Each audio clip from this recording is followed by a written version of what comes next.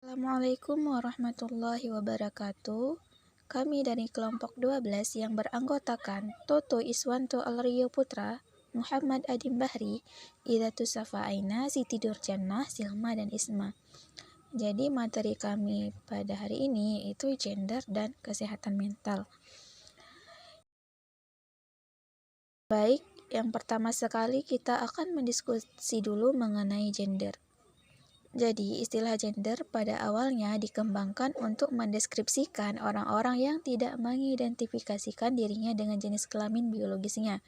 Namun, saat ini terdapat banyak istilah yang digunakan untuk mendeskripsikan gender. Beberapa dari istilah-istilah yang digunakan adalah feminim, maskulin, dan androgini. Androgini ini merupakan kombinasi dari karakteristik maskulin dan feminim. Gender juga sering disamakan dengan jenis kelamin. Meskipun gender dapat dihubungkan dengan jenis kelamin, namun gender dan jenis kelamin merupakan konsep yang sangat berbeda. Pada materi gender dan kesehatan mental ini, ada 4 hal yang akan kami bahas. Yang pertama, kami akan membahas mengenai konsep dan isu gender, kemudian definisi gender, kemudian norma, stereotip, dan peran gender, dan terakhir adalah diskriminasi gender.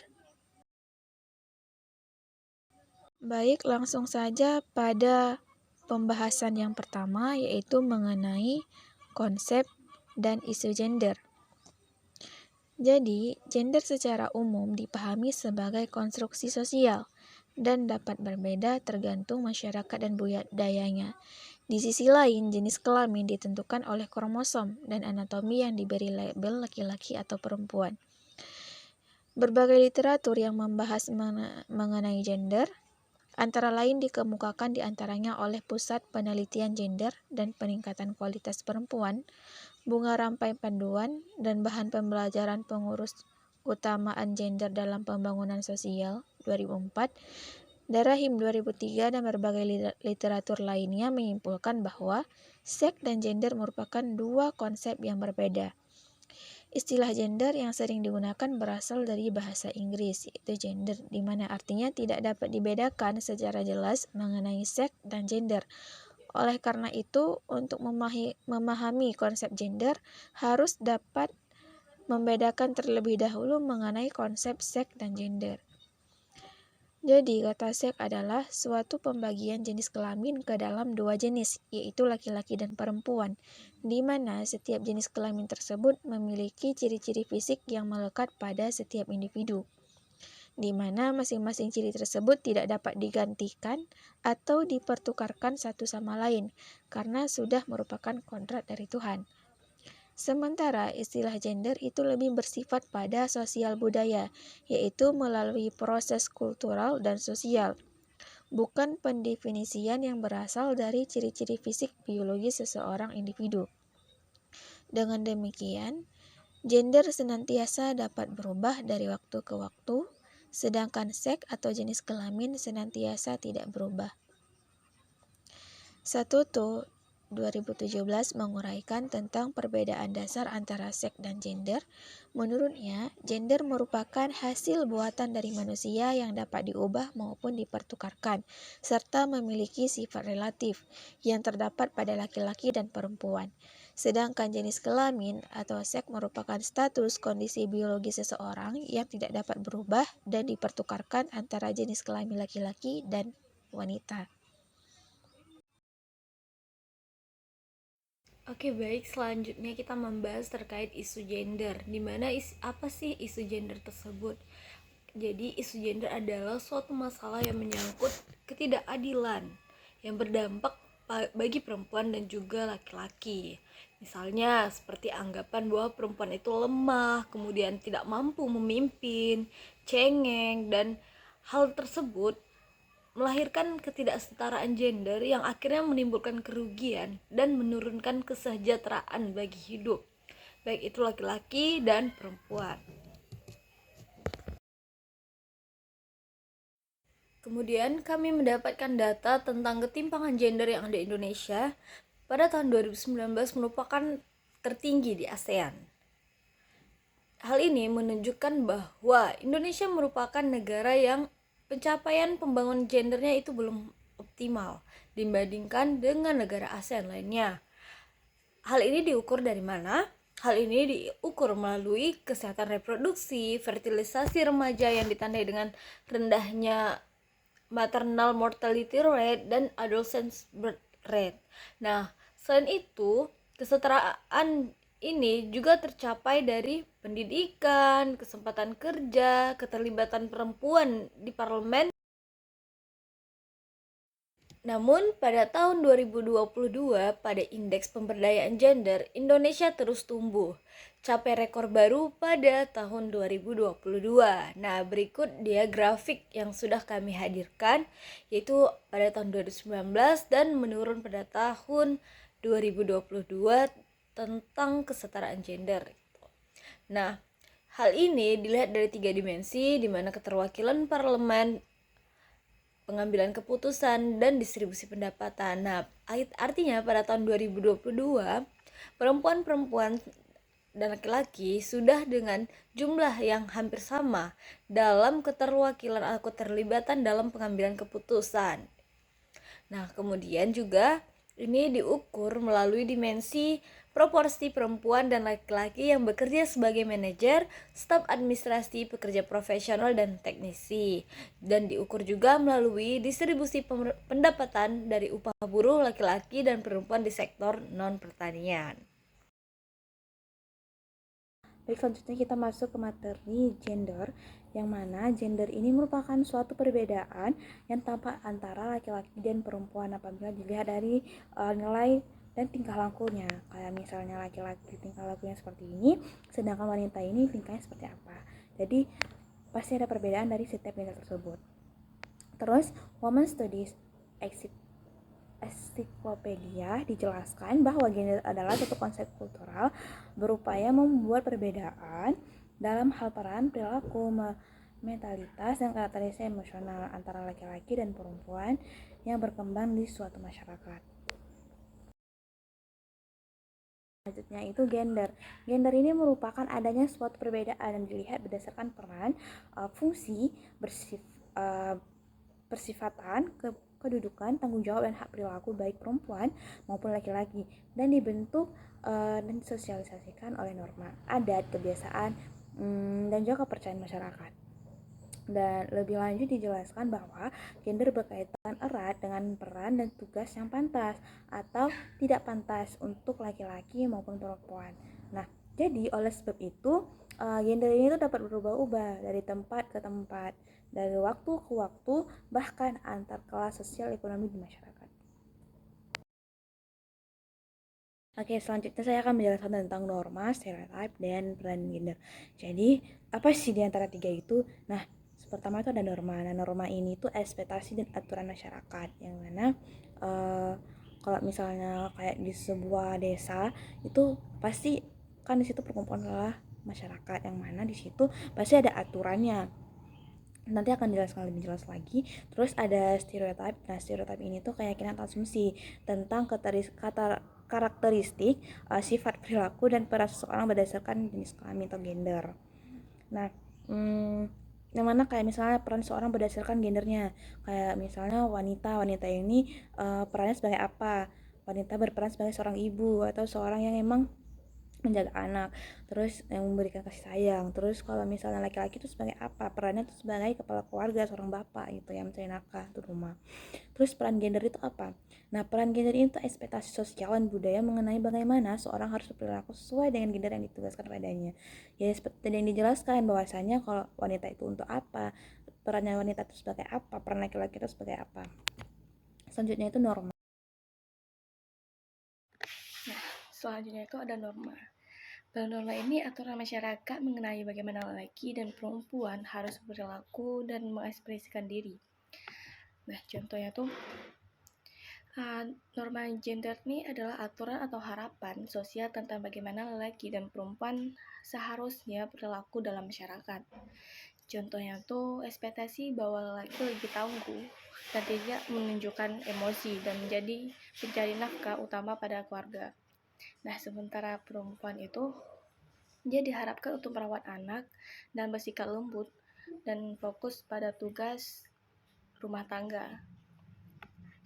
Nah, penelitian UNED YNCA 2023 menunjukkan bahwa kepatuhan terhadap norma gender dapat berdampak negatif terhadap kesehatan mental dan perkembangan sosial kinerja akademik anak.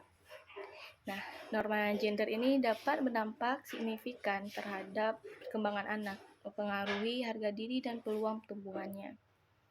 Norma gender yang membatasi seringkali membuat anak enggan mengejar minat yang tidak sesuai dengan gender mereka. Ya, sehingga membatasi potensi dan peluang mereka untuk bereksplorasi. Nah, selanjutnya tuh ada stereotipe, yaitu keyakinan atau asumsi tentang karakteristik, sifat, dan perilaku peran seseorang berdasarkan gendernya. Nah, stereotip gendernya adalah anggapan bahwa lelaki cenderung kuat dan tidak menunjukkan emosi, sementara perempuan dianggap lembut dan lebih emosional. Stereotipe ini juga bisa dikaitkan dengan pekerjaan, seperti dianggap bahwa lelaki lebih cocok untuk pekerjaan yang teknis atau yang membutuhkan kekuatan fisik, sedangkan perempuan itu dia lebih cocok tuh jadi administratif atau caregiving. Nah, terdapat stereotipe terhadap permainan yang dimainkan berdasarkan jenis kelamin. Nah, selain itu, dalam survei ini juga terlibat bahwa ada anggapan di dalam masyarakat bahwa pria dilarang menangis dan pendidikan cuma bagi perempuan. Nah, survei ini dilakukan kepada 89 responden, 66,33% perempuan dan 33,7% lelaki untuk usia 18 sampai 30 tahun. Dalam penelitian ini yang dilakukan oleh P. Asuti et al. 2018.